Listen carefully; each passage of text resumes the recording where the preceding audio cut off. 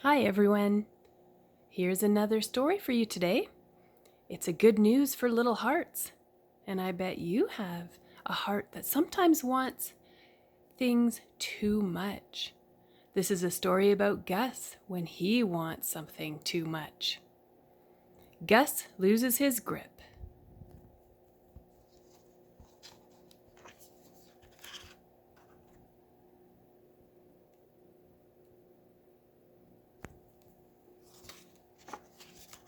Taste and see that the Lord is good.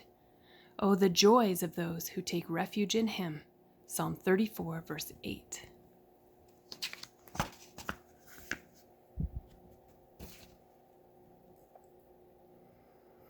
Mulberry Meadow was lined with towering trees.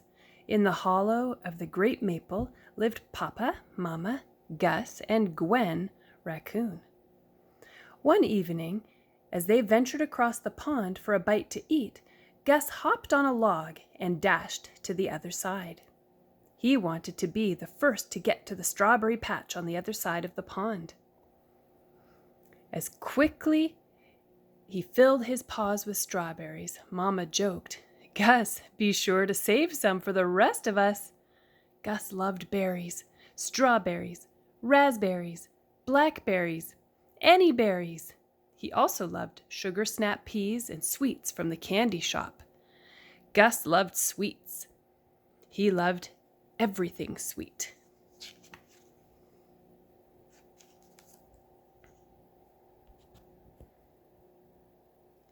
Gwen exclaimed, "These strawberries are great! And tomorrow is Easter. We'll get lots of goodies." Gus paused to picture his basket filled with luscious sweets. He loved Easter. That evening, Gus climbed into bed and peeked under his pillow, where he kept his secret stash of candies. He knew the rules: no candy in his bedroom. But Gus needed sweets. He knew the rules, but he wanted sweets especially before bed. He reached under his pillow. Now where could they be? He searched inside the pillowcase. He threw back the covers and searched some more. He paced the floor. Where did his candy go?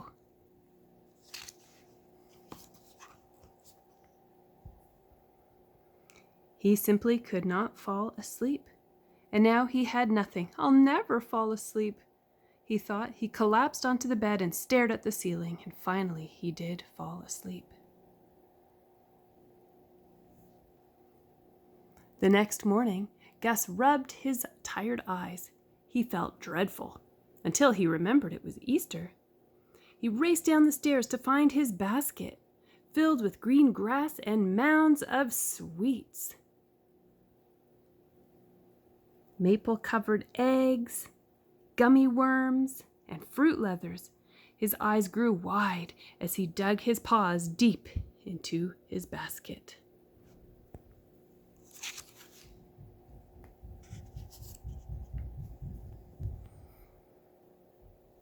Mama said, "Good morning, Gus. Remember, no sweets till after breakfast." Papa is ready to read the Easter story from the Great Book. Let's gather around the table. As was their tradition, the raccoon family listened to Papa read from the Great Book, the wonderful story of how God sent his own son Jesus to love his people and die for their sins. When Papa got to the best part, "The tomb is empty. Jesus rose from the dead," Gus really wasn't listening. He kept thinking about the sweets. He completely missed the sweetness of the story.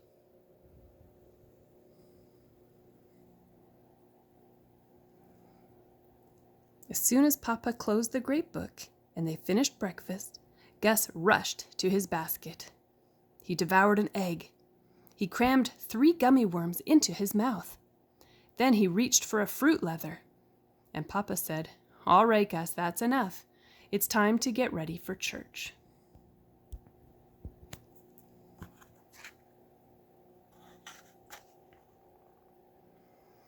Several days later, Gus's basket was empty, but he was still craving more sweets.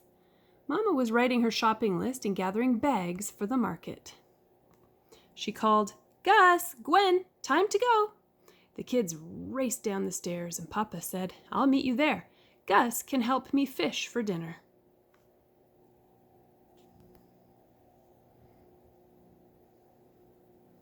Once they arrived at the market, Mama zipped from stand to stand with Gwen and Gus in tow.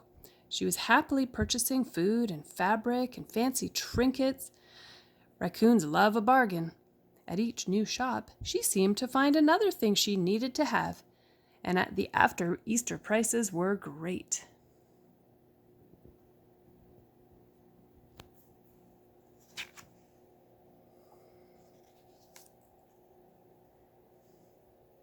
Even Mr. Hogster's candy shop was having a sale. Gus exclaimed, "I'd like some candy." Mama replied, "You have plenty of candy at home." Mama didn't know that Gus had already eaten all of his Easter candy, and Gus didn't tell her. Mr. Hogster called, "You're welcome to try a piece of it. Look, your friend Lyle is at the counter right now, choosing his piece."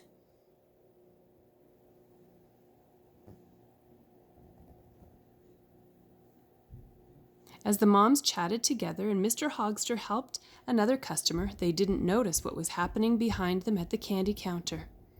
Lyle was taking more and more samples, filling his cheeks, paws, and pockets to the brim. He winked at Gus, who also began filling his paws.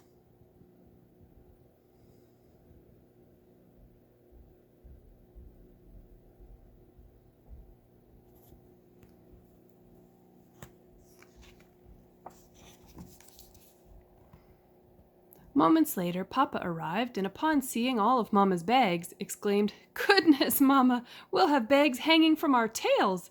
Where are we going to put all of this stuff?" Mama replied, "Just a couple more stands to go." Gwen happily trailed behind Mama. Papa held his paw out to Gus and said, "I'm sure the fish are biting. Let's go."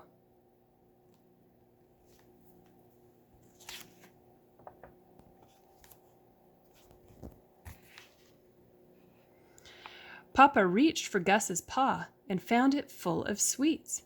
All of a sudden, Gus lost his grip. The candy in his paws dribbled to the ground like a leaking faucet, as if in a slow motion, one piece after another. Candy eggs, leathers, gummies, and berries covered the ground. And Gus looked sadly down. He thought, "Now I'm in trouble."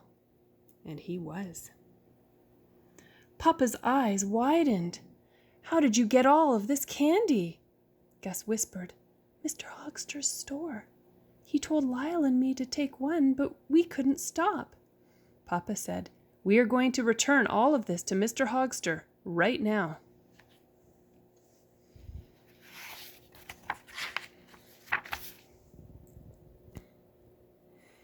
Gus slunk back to Mr. Hogster's store. He'd rather be anywhere else than here, doing anything but this. He had completely lost his sweet tooth. Now he felt sick to his stomach. Gus said to Mr. Hogster, "I am sorry that I stole this from you. I hope you can forgive me." Mr. Hogster replied, "I can forgive you. Thank you for your honesty, Gus." As Papa and Gus walked away, Papa noticed a sale sign above Hedgehog's hardware store. Papa said, "Let's stop in. I just need a couple more lures."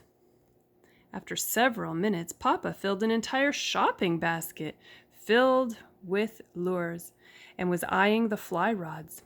Gus tugged on Papa's paw and Papa said, "Okay, let's go. I'll come back later."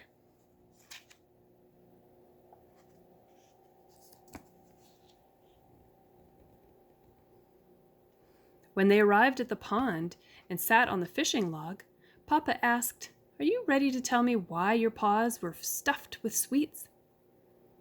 Gus looked up at Papa's concerned face. He remembered all of the sneaking around of the last few weeks, the candy in his pillowcase, hiding the wrappers in the morning, and the way he was always thinking about getting more candy. All of a sudden, he was tired of hiding. He told Papa everything. Papa asked, "Did eating all that candy make you happy?" "When I was eating it, I felt great, but when I always wanted more, and I kept thinking about how to get more and more, and now I feel awful." Papa looked at his own bag from Hedgehog's Hardware. He looked at his new fishing pole. Then he said, "You're not the only one who wants more and more. I think I can learn a lesson too."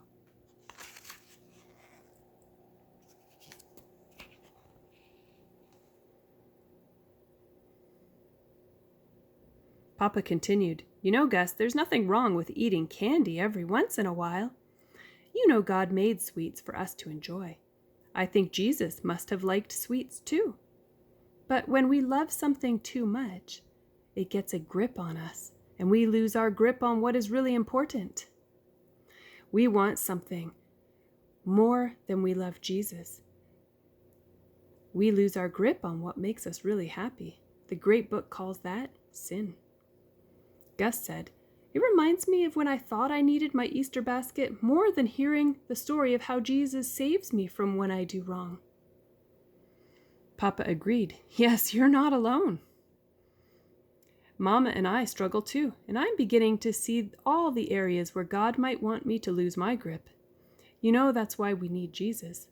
We can't stop eating too many sweets, buying too many trinkets at the market, or buying too many fishing lures and poles without help from Him. What we think we need grips us, but our sin is not too strong for Jesus." Papa took a pencil and 2 scraps of paper from the pocket of his overalls. "Here's a verse from the great book that we all need," he said. He wrote it twice. "Who will free me from being gripped by sin? Thank God, the answer is Jesus." He handed one to Gus and tucked the other into his overall pocket. Gus laughed and said, "Now we can remind each other that only Jesus can help us lose our grip." "Yes," said Papa, "when Jesus holds us, we learn to loosen our grip on the things we hold too tightly."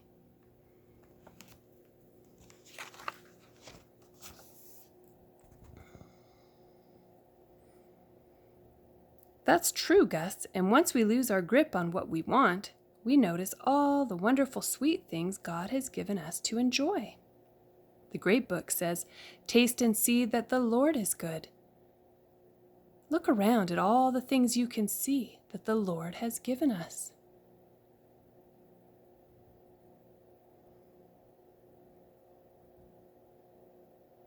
"Well," said Gus slowly, "I can see and hear a red bird singing. That's pretty sweet. And I can feel a breeze blowing, and that's pretty sweet on a hot day. And having time to fish with you makes me really happy. And there's Mama and Gwen picking strawberries for our dinner," added Papa. "That will taste delicious. So what do you say? Should we continue fishing, or do we have enough?" Gus replied, "I think we have just enough," and smiled. Just then, Mama called from across the pond, "Time for dinner! And dessert is going to be strawberries and cream." Papa and Gus hopped across the pond on the log bridge and joined Mama and Gwen for a sweet family time. The end.